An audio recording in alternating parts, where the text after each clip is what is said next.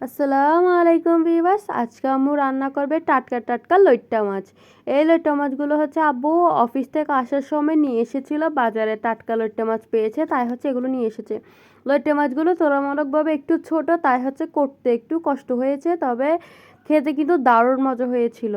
তো প্রথমে একটি ডেক্সিতে তেল নিয়ে নিব, তেলটা গরম হয়ে গেলে সেখানে দিয়ে দিব বেশ কিছু পরিমাণ পেঁয়াজ কুচি। পেঁয়াজ কুচিগুলোকে তেলের সাথে হালকা নেড়ে চেড়ে কষিয়ে নিচ্ছিল, যাতে পেঁয়াজের কাঁচা গন্ধটা দূর হয়ে যায়। লইট্টা মাছ এমন একটা মাছ যেখানে কিন্তু বেশি কিছু ফেলা হয় না। লইট্টা মাছ তাই হচ্ছে খুবই সাশ্রয়ী একটা মাছ। তবে লইট্টা মাছ আজকাল বাজারে টাটকা লইট্টা মাছ পাওয়াই যায় না।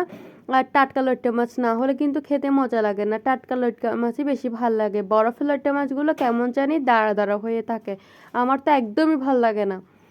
তো পেঁয়াজগুলো হালকা ভাজা ভাজা হয়ে আসলে সেখানে দিয়ে দিব মরিচ বাটা।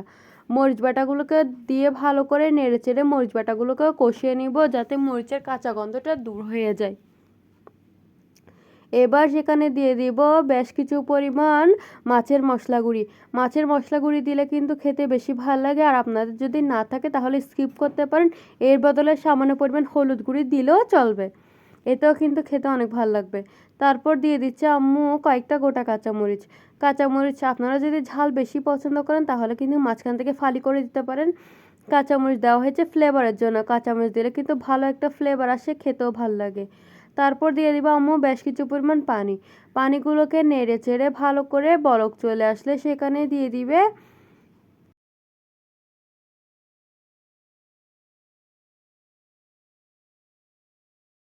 লইট্টা মাছগুলো।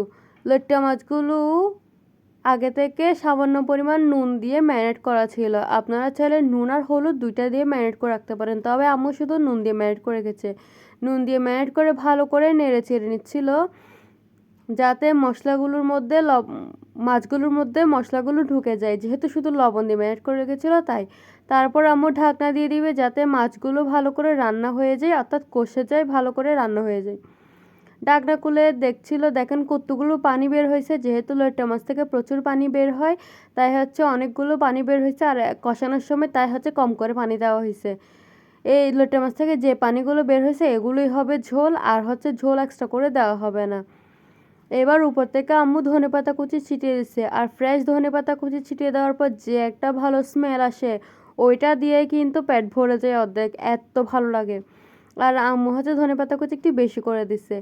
এখন হচ্ছে রেডি আমাদের রেসিপি। এবার ঢাকনা দিয়ে নামিয়ে নিব। আল্লাহ হাফেজ।